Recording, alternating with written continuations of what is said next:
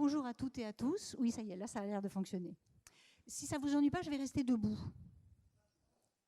Pourquoi? Pourquoi pas? Je ne m'approcherai pas de vous sans masque, ne vous inquiétez pas.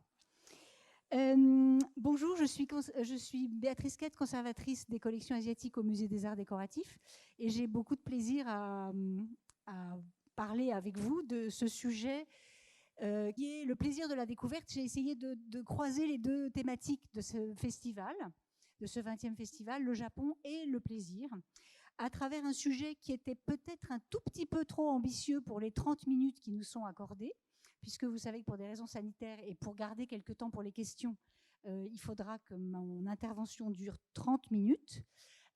Et donc, collectionner et exposer l'art japonais en France, plus exactement à Paris, avant la création des musées d'art asiatique. Alors, les musées d'art asiatique, quand ont-ils été constitués? Eh bien, vous le savez, le musée Guimet a ouvert à Paris, en tout cas en 1889, et le musée Cernuschi en 1898.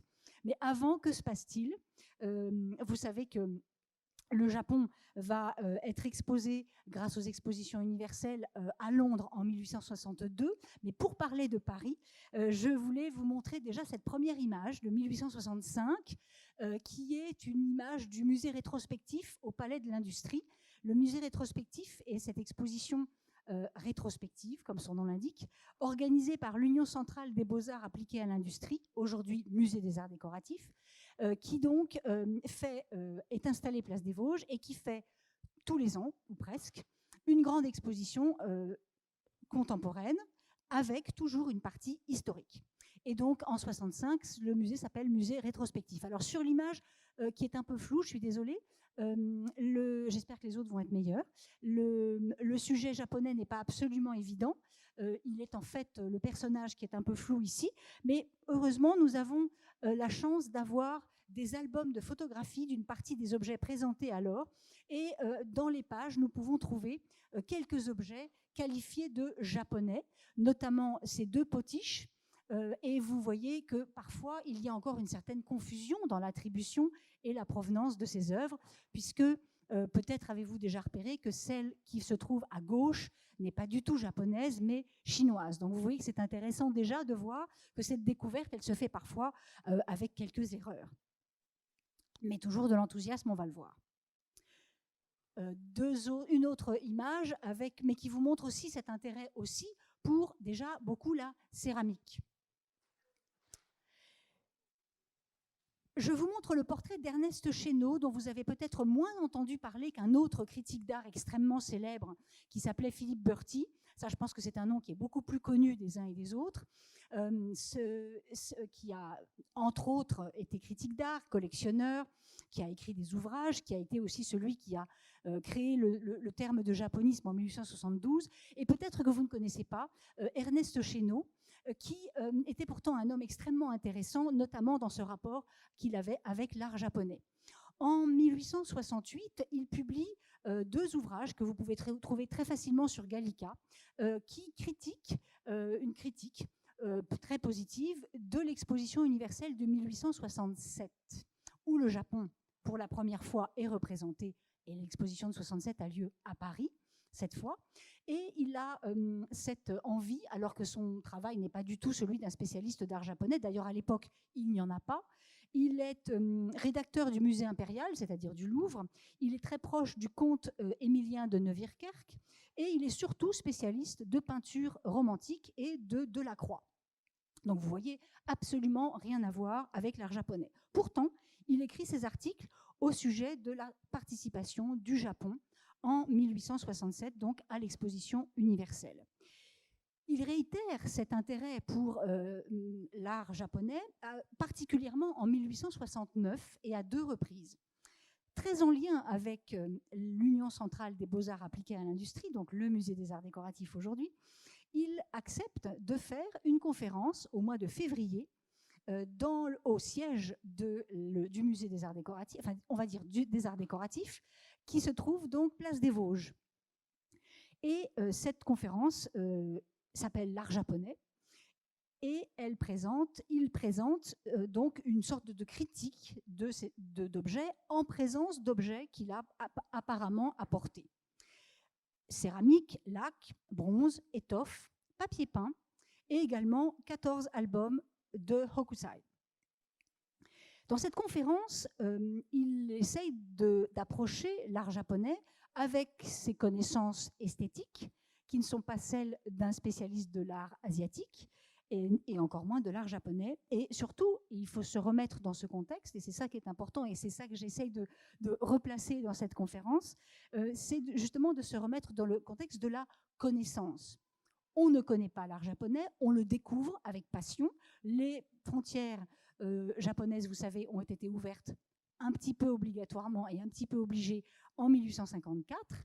Et depuis, les contacts avec l'Occident et avec les puissances occidentales du Japon sont nombreuses.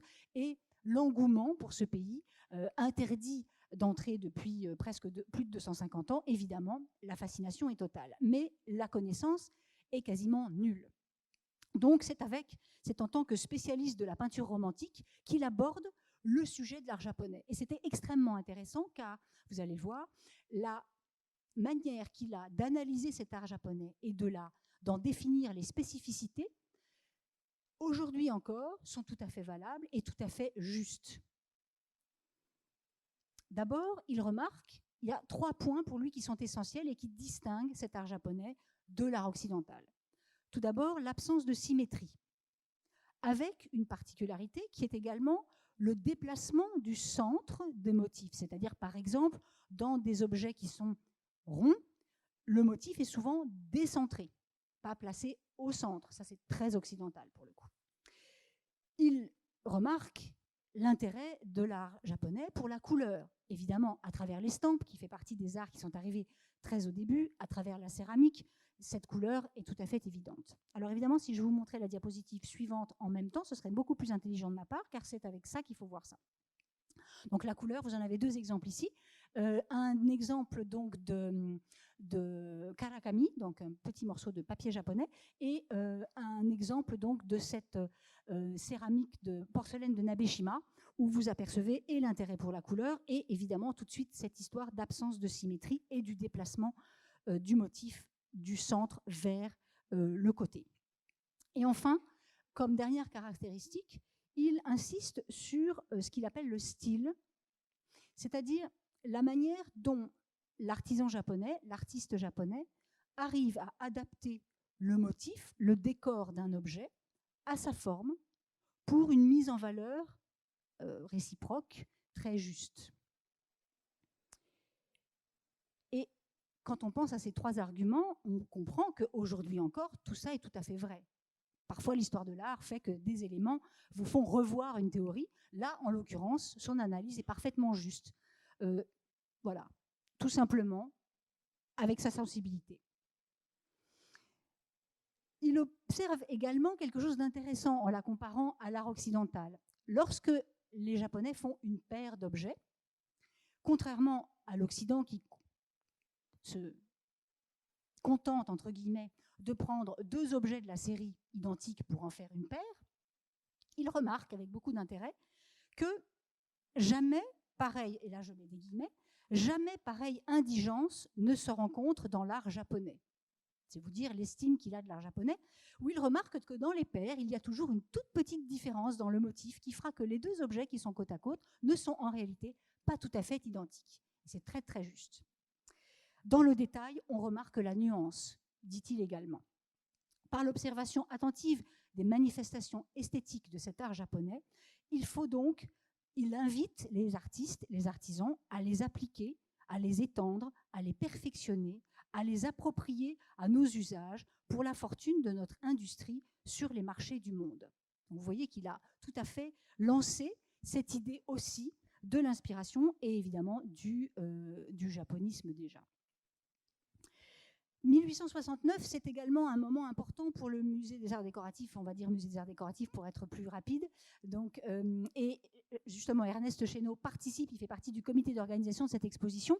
Vous voyez une exposition toujours au Palais de l'Industrie, avec comme exposition rétrospective ce qu'on appelle le musée oriental, vous le voyez écrit en haut de l'escalier, un musée oriental qui, pour la durée de 15 jours, présente plus de 6000 objets.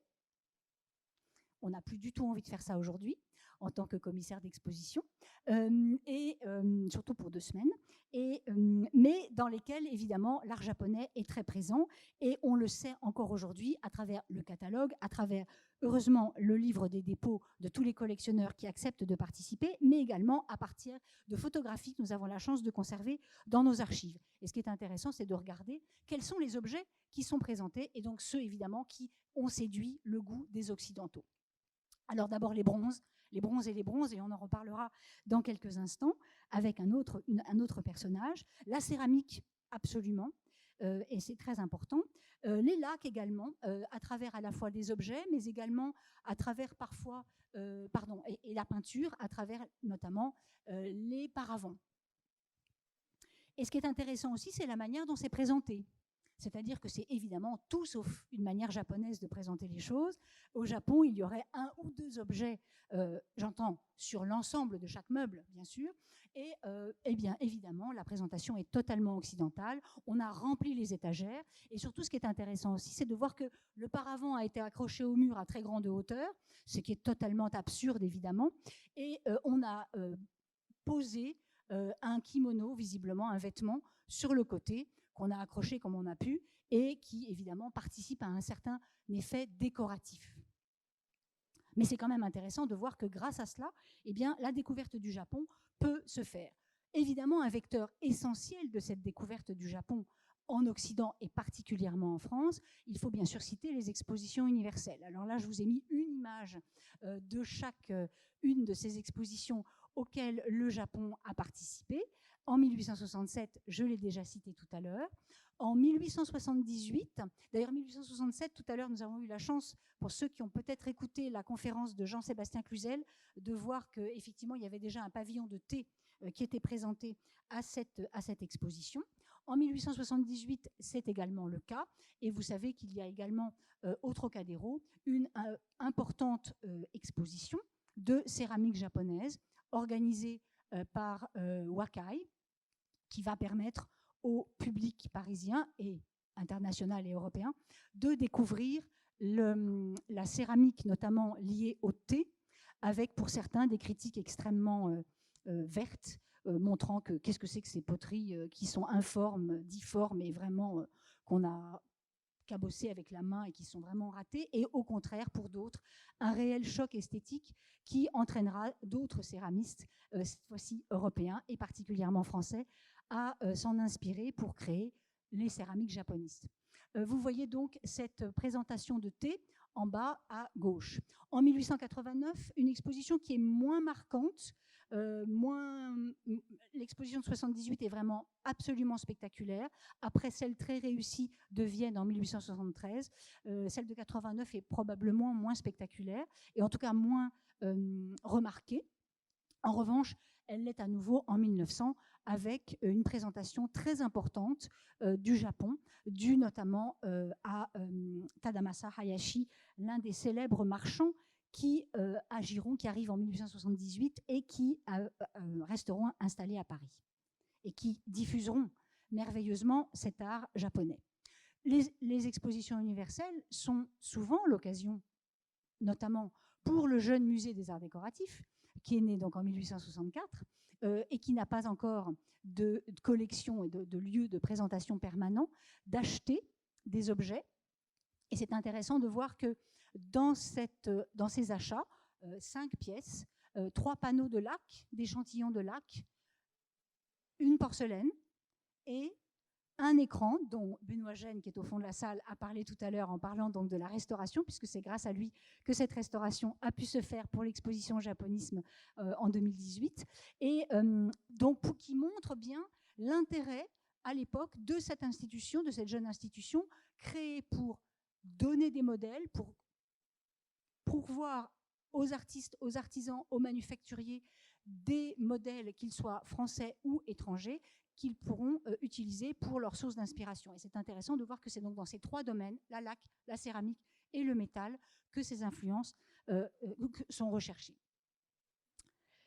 Alors bien sûr, il faudrait parler aussi des critiques et des collectionneurs. J'ai choisi de manière peut-être un petit peu facile Goncourt, Edmond de Goncourt, enfin je devrais dire Jules et Edmond, mais c'est surtout Edmond qu'on connaît pour. Mais je voulais effectivement profiter de cette image qui vous montre aussi comment ces collectionneurs exposent leur collection dans leur maison.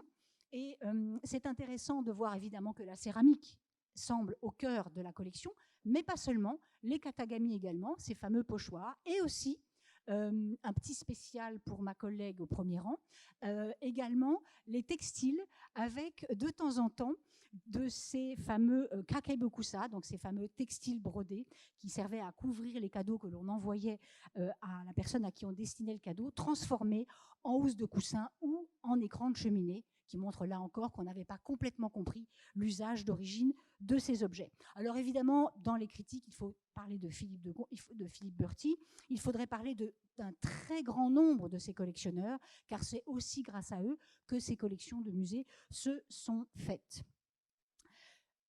Ainsi, par exemple, évidemment, Guimet et Cernuschi, Émile Guimet et Cernuschi, mais ces deux personnages se distinguent du précédent par le fait qu'ils vont voyager au Japon, ce qui n'est pas le cas des Goncourt.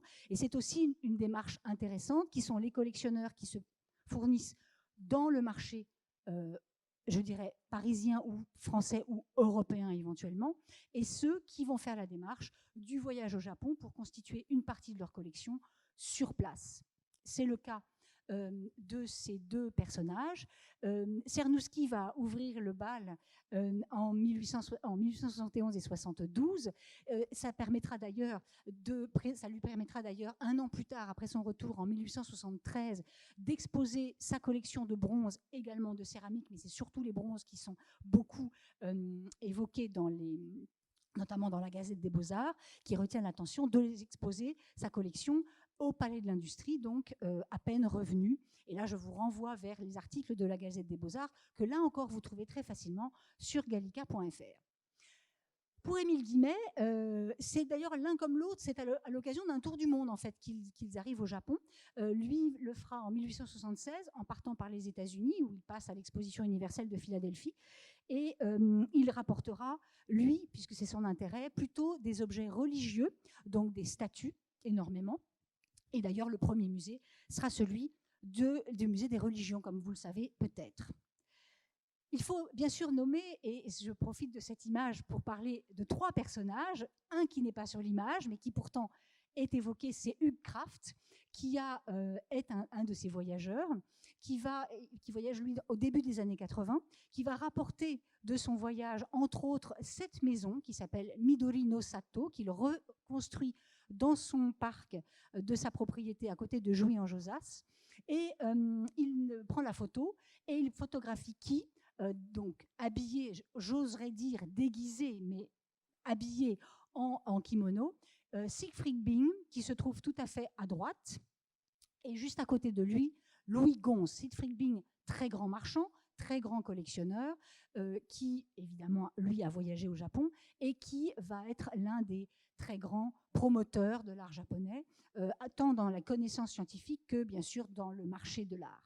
Et il sera responsable, avec son voisin Louis Gons, de nombreuses expositions, notamment en 1883.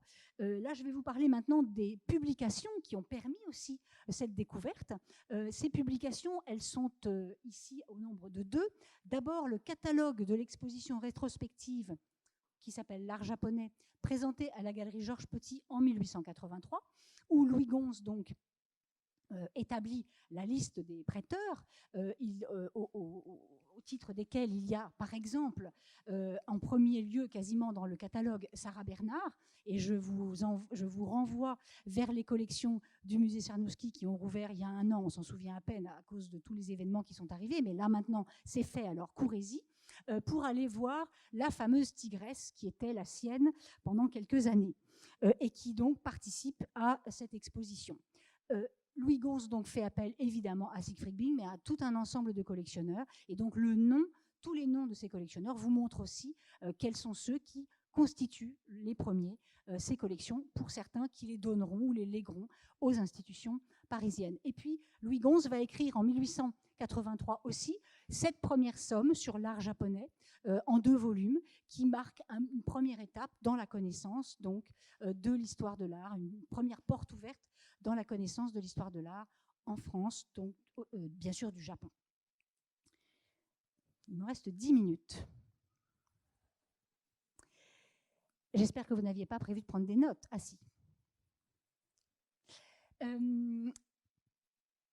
À propos de Siegfried Bing et à propos des publications, évidemment, un élément tout à fait majeur est la revue créée par Siegfried Bing en mai 1888 et qui sera publiée pendant 3 années jusqu'à avril 1891, Le Japon artistique, une revue qui évidemment a une très grande aura en France, mais qui est publiée en 3 langues, en anglais et en allemand également, et qui va permettre, à travers des articles écrits, entre autres, par Philippe Berti et plein d'autres, de traiter de ces sujets de l'art japonais, des masques japonais, des masques de théâtre, des tsuba, donc des gardes de sabre, de la céramique, évidemment, du théâtre, des motifs, et qui va également participer à la diffusion de cet art japonais à travers des planches exceptionnellement belles, en couleur, ce qui est tout à fait remarquable pour la période.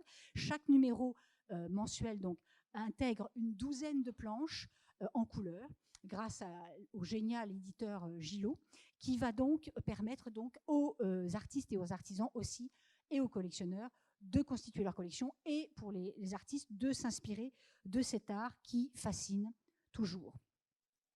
Pour montrer à nouveau l'implication de l'Union centrale à l'époque, Union centrale des arts décoratifs, donc toujours le musée des arts décoratifs, mais il a changé de nom entre-temps.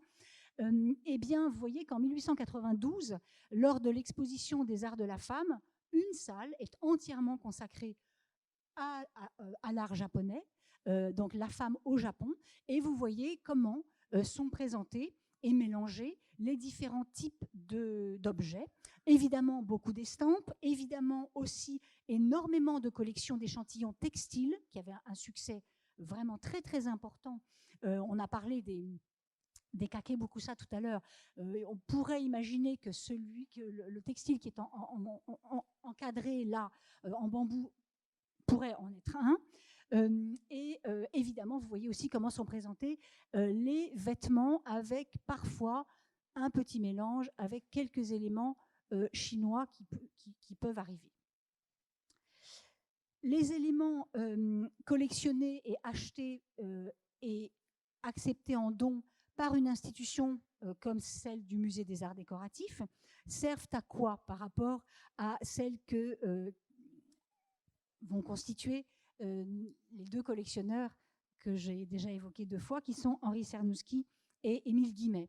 Eh bien, ces collections servent finalement à créer, comme les collections de textiles, comme les collections, donc, disons, en 2 dimensions, d'estampes également, de dessins, de croquis, elles servent de livres, elles servent à créer une sorte de grande grammaire ornementale, une grammaire ornementale d'objets, donc grammaire ornementale en 2 ou en 3 dimensions. Voilà, pardon.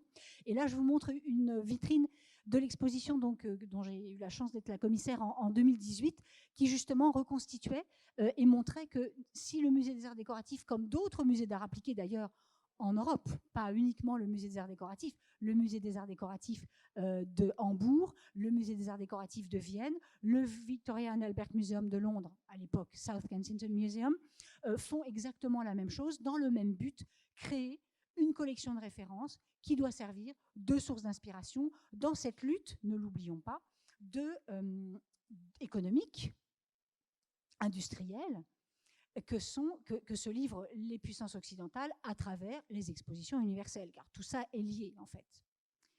Donc vous avez des collections de gardes de sabre, de peignes, de céramique dans des formats extrêmement variés, les bols, les bouteilles, les pots à poudre de thé, et ce qui importe évidemment c'est d'avoir, et pour les collectionneurs c'était la même chose, on l'a aperçu tout à l'heure avec la vue de la collection de Gons, c'est d'avoir un maximum de formes différentes, de motifs différents, voire de techniques différentes. C'est évidemment ça que chaque collectionneur recherche, en tentant en parallèle, grâce à ses premiers historiens de l'art, que sont par exemple Louis Gons, d'essayer donc de les classifier, de les ranger, de les identifier en école, de les organiser pour mieux connaître petit à petit, après cette fascination du motif, de la couleur, de la forme, pour essayer de les organiser dans leur évolution chronologique.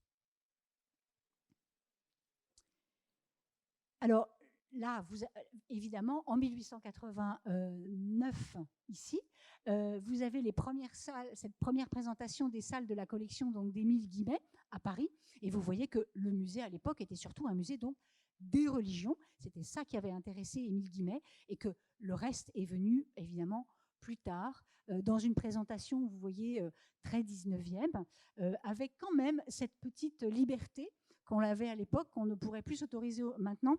Émile Guimet aimait particulièrement cette statue qui se trouve là et faisait en sorte d'y placer régulièrement un bouquet de fleurs devant. On pouvait également réaliser des cérémonies bouddhiques à l'intérieur même du musée, qui permettaient donc de mieux connaître et de mieux expliquer justement cette histoire des religions et de montrer la caractéristique des religions asiatiques et particulièrement japonaises. Évidemment, tout un tas de choses qu'on ne pourrait plus faire aujourd'hui, mais qui, vous voyez, donnent un certain charme à cette époque. Et puis, évidemment, et là, je vous invite évidemment à retourner voir ces collections, puisqu'elles ont rouvert depuis à peine 2 semaines. Profitons-en. Et l'ancienne, très ancienne présentation de la salle du Grand Bouddha du musée Sarnowski. Donc, cette première présentation qui montre l'extraordinaire collection de bronze constituée majoritairement au Japon, mais également à son retour vers la France en Chine, et qui ont été pas tout à fait présentés comme ça, plus tout à fait présentés comme ça, mais vraiment beaucoup ressortis lors du travail de restauration qui a eu lieu. Donc là aussi, je vous invite très sincèrement à retourner, si vous ne l'avez pas encore fait, et si vous l'avez fait, à y retourner encore, voir ces présentations. À partir de 1890, on peut parler presque d'exposition bilan. C'est le cas par exemple, de cette exceptionnelle exposition de 1890 organisée à l'école des Beaux-Arts, donc quai Malaquais, organisée par Siegfried Bing, avec évidemment l'appui de tous ces collectionneurs, première voire deuxième génération de collectionneurs d'estampes, qui vont permettre, et vous avez leur nom ici, Philippe Berti évidemment, Georges Clemenceau bien sûr, Louis Gons incontournable, et d'autres, bien à l'époque déjà le musée Guimet depuis 1 an, le musée des arts décoratifs, on le retrouve aussi, et puis Antonin Proust, bien sûr le marchand Tény, et Henri Weber, un artisan orfèvre bijoutier orfèvre, qui avait effectivement une collection tout à fait exceptionnelle d'estampes, dont le musée des arts décoratifs, entre autres, a encore la chance, et le musée des Beaux-Arts, et l'école des Beaux-Arts d'ailleurs, ont encore la chance d'avoir quelques exemplaires dans leur collection. Et puis, avant que les musées d'art asiatique, Guimet et Cernuschi, surtout après la Première Guerre mondiale, entament un processus d'exposition temporaire aussi et marquent leur spécificité, et que les choses changent radicalement entre les 2 guerres, eh bien, il y aura donc d'autres expositions un peu bilan de ces grandes collections constituées dans cette seconde moitié du XIXe siècle, et le musée des arts décoratifs, installé enfin dans un lieu pérenne et grand et à la hauteur de ses ambitions, c'est-à-dire l'aile de Marsan du musée du Louvre, où il est encore aujourd'hui, eh bien, entame un procès, ouvre en 1905, et dès 1906 organise une première exposition bilan de textiles japonais, et dont vous voyez une photo ici. On retrouve beaucoup d'échantillons textiles, on retrouve évidemment des ouvrages qui montrent par exemple des décors de kimono, des déclinaisons de décors de kimono. On aperçoit tout au fond des kimonos, des jimbaori, on ne peut pas les voir d'ici, mais justement prêtés par des collectionneurs comme Hugh Kraft, celui qui a rapporté sa maison en kit, j'oserais dire, du Japon. Et tous ces collectionneurs donc prêtent à l'Union centrale.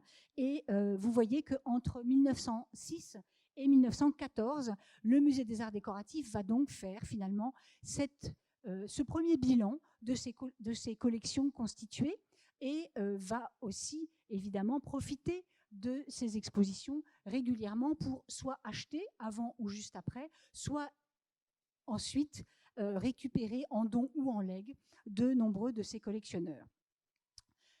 Et puis après, c'est une autre histoire, c'est celle de l'histoire de l'art, celle d'une histoire de l'art plus scientifique qui va commencer et qui va être plutôt dans les mains des musées, donc Guimet et Cernuschi. Et aujourd'hui, vous avez la chance de pouvoir aller dans ces 3 musées parisiens où, pour des raisons différentes, vous l'avez compris, ces objets y sont, mais avec donc des histoires et des contextes bien différents. Je crois que j'ai tenu mon pari de 30 minutes, mais je réponds bien sûr à vos questions, s'il y en a. J'espère qu'il y en a.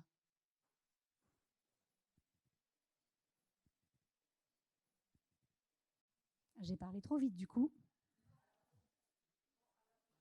Merci Manuela.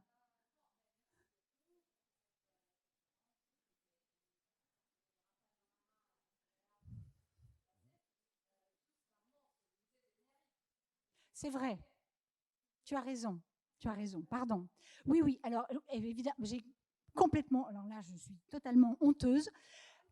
J'ai oublié effectivement le musée d'Henry, la collection d'Henry, qui est un musée peut-être moins connu du public, et c'est dommage.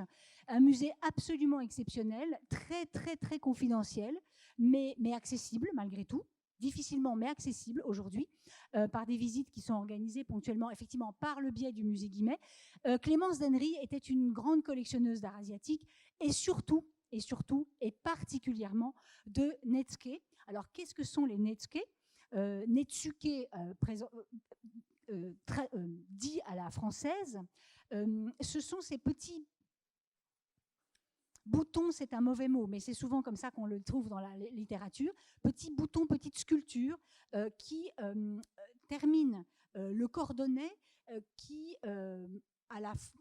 maintient les boîtes à compartiments ou les nécessaires à tabac que l'on accrochait à sa ceinture et qui, pour éviter que ça tombe, eh bien, retenait ce qui était accroché. N'oubliez pas, les kimonos n'ont pas de poche. Donc, on peut mettre les choses dans ses manches, mais il y a un moment où, quand on veut soit les exhiber, soit les porter plus facilement, on les portait à la ceinture. Et donc, ces petits boutons, ces petits qui sont à l'origine des morceaux de coquillage ou des petits morceaux de bambou, probablement sous l'influence de petites sculptures miniatures chinoises, ont été réalisés par de très nombreux ateliers au Japon, et donc représentent en miniature des petits sujets de fruits, de légumes, de scènes, de genres, je vais en oublier, d'animaux évidemment, d'animaux réels, d'animaux mythologiques. Quelqu'un dans cette salle en parlerait beaucoup mieux que moi.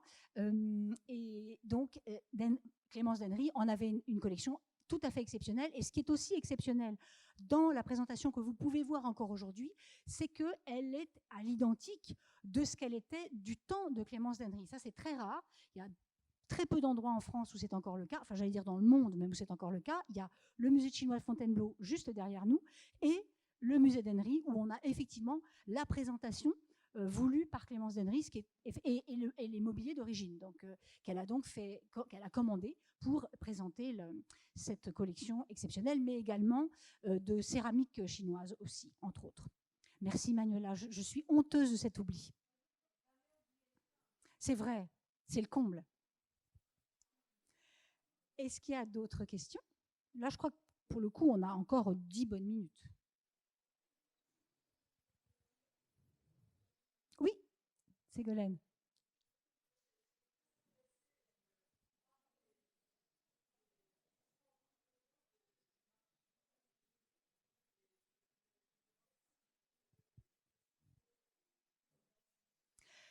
Alors, pour ceux qui n'auraient pas entendu la question, donc la photo où on voit Bing et Louis Gons et le frère de Louis Gons, etc., habillés en kimono, donc dans la maison de Hugues Kraft. Probablement, je n'ai pas de détails, mais il est probable que ces kimonos aient pu faire partie aussi, à moins que chacun soit venu avec le sien. Mais Hugues Kraft avait une collection de kimonos extrêmement importante, de jimbaori, c'est-à-dire aussi de vestes d'armure, et de hakama, de pantalons.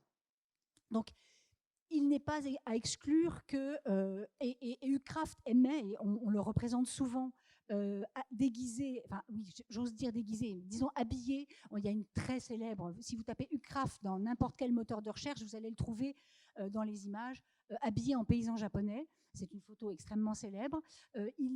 Donc il avait coutume de porter les vêtements qu'il a achetés. Il en a acheté énormément au Japon.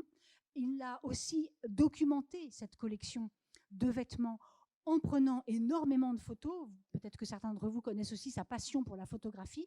Une photographie d'ailleurs qui est intéressante car contrairement à la photographie, et ça je vous renvoie vers la très belle exposition qui vient d'ouvrir le 19 mai de mon collègue Sébastien Quéquet, qui a ouvert une très belle exposition qui révèle les fonds photographiques du Musée des Arts Décoratifs, dans lesquels vous retrouverez une salle, une grande salle, dédiée à l'ailleurs, et vous retrouverez des photos justement de Hugues Kraft. Et c'est intéressant parce que contrairement à une partie de ces photographies qui sont faites dans un esprit touristique, pour ne pas dire très colonialiste malgré tout, Hugues Kraft a justement une démarche plus moderne dans le sens qu'elle est à la fois presque ethnographique, sociologique et ethnographique, documentaire, et ça c'est quand même très moderne et très particulier, où il prend énormément de photos sur la route de son voyage, d'hommes et de femmes habillés avec les différents vêtements. Donc il est probable que soit il a demandé à chacun de venir avec son kimono pour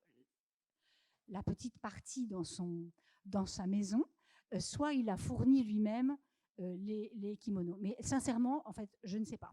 Mais ça ne serait pas étonnant. Entre Bing, qui devait forcément avoir une collection aussi, Gauss, qui devait avoir les siens, enfin bref. Donc je pense que, voilà, j'espère avoir répondu à la question. Est-ce qu'il y aurait d'autres questions? Hugues Kraft, alors Hugues Kraft, oui, je n'ai pas eu le temps de parler de tout le monde, je l'ai évoqué rapidement. Hugues Kraft était ce que l'on pourrait appeler aujourd'hui un dandy. Il était l'héritier d'une famille champenoise, liée, si mes souvenirs sont bons, au champagne Roederer. Et j'espère ne pas faire d'erreur là-dessus, mais en tout cas champenoise. Et au décès de son père, il bénéficie de la fortune familiale et il décide avec son frère et deux amis de faire un tour du monde. Et ce tour du monde va évidemment passer par le Japon. Et il va y rester plus longtemps que ses amis de voyage. Il va y rester 3 mois de plus, dans les années 82-83, si ma mémoire ne me fait pas défaut. Et il va être un collectionneur intéressant dans la mesure où il a beaucoup acheté de choses sur place. Et il est passionné par le textile, comme vous l'avez compris, par la photo, vous l'avez compris. Et il rapporte de ce voyage 7 maisons, Midori no Sato, très probablement. Également un incroyable, alors ça on ne sait pas s'il l'a acheté sur place, mais c'est très probable, un incroyable palanquin que j'ai eu le plaisir d'exposer dans l'exposition Japon-Japonisme en 2018, qui est en dépôt au musée de Compiègne. Et si certains ont envie de revoir ce très beau palanquin, je vous invite à aller le voir à Zurich à partir du mois de septembre, sur une très belle exposition organisée par ma collègue Estelle Bauer, qui a fait cette magnifique exposition qui se trouve juste là en ce moment, ainsi que le catalogue, et une de nos collègues, Catherine, qui travaille donc au musée Rydberg et qui ont fait un sujet d'exposition autour de l'iconographie littéraire à travers les objets. Et il se trouve que l'intérieur du palanquin est décoré de scènes du Genji. Donc voilà, Hugues Kraft est ce dandy qui en plus aimait se déguiser. Il était très, très japonisant et très, très japoniste, et il est tombé amoureux du Japon. Est-ce qu'il y a une dernière question? Comme ça permettra ensuite de libérer l'espace pour les suivants. On a encore 5 minutes. Oui? Ah bah oui, ça sera plus pratique. Alors, avec ce qui concerne les expositions universelles et les ventes qui étaient faites des Japonais aux Français, vous avez parlé de la cour impériale. C'était d'énormes capitaux, c'était des gens avec des bourses différentes. Est-ce qu'on a des renseignements sur ces achats? Alors, attendez, j'ai pas compris. Des achats de qui ou des visiteurs, des expositions universelles. Alors, dans les expositions universelles, il y avait, pour chaque pays, c'était pareil, absolument toutes les qualités. C'est-à-dire que l'important pour un pays, c'était de rafler, j'ose le dire, le plus de médailles possible. Donc, dans les différentes catégories. Le Japon, de plus en plus, et particulièrement en 1878, a eu énormément de ces médailles pour des objets exceptionnels. Le paravent que vous avez vu, l'écran Tsuitate que vous avez vu tout à l'heure, faisait partie de ces objets exceptionnels. Car évidemment, aucun écran Tsuitate, d'abord, il est absolument, enfin, c'est un écran qui sert à finalement fermer deux espaces, vous voyez. Donc, lourd comme il est et avec des objets aussi précieux que ces 16 plaques, c'est un objet qui est vraiment un objet d'exposition universelle. Donc, il y avait cette catégorie. Après, vous avez vu avec l'image que j'ai choisie pour 1889, vous avez vu cette présentation de céramique. Il y avait évidemment aussi toute une catégorie d'objets qui devaient être achetables par les visiteurs. Quand on parle de visiteurs, on parle de millions de visiteurs. C'est-à-dire qu'aujourd'hui, les expositions universelles, la fréquentation, c'est minime par rapport à ce que c'était à l'époque. On arrivait à des 35 millions de visiteurs pour une exposition universelle. Donc, il en faut pour toutes les catégories. Et évidemment, tout le monde ne peut pas acheter ces chefs-d'œuvre. Certes, les musées, parfois, se portent acquéreurs. C'était le cas du musée des arts décoratifs. Parfois, le gouvernement japonais a également généreusement, c'est le cas pour le musée des arts décoratifs également, en 89 et en 1900, ont offert ensuite au musée des arts décoratifs des œuvres et parmi les plus belles. En revanche, il en faut pour toutes les bourses et on a justement reproché, peut-être plus à celle de 1900, au gouvernement japonais d'avoir été trop occidental dans ses propositions d'objets, voire aussi d'être tombé parfois dans trop de pacotille. Il fallait fournir le marché aussi, j'en ai absolument pas parlé, d'un autre facteur de diffusion très important au XIXe siècle, parce que c'est le moment de leur développement, des grands magasins.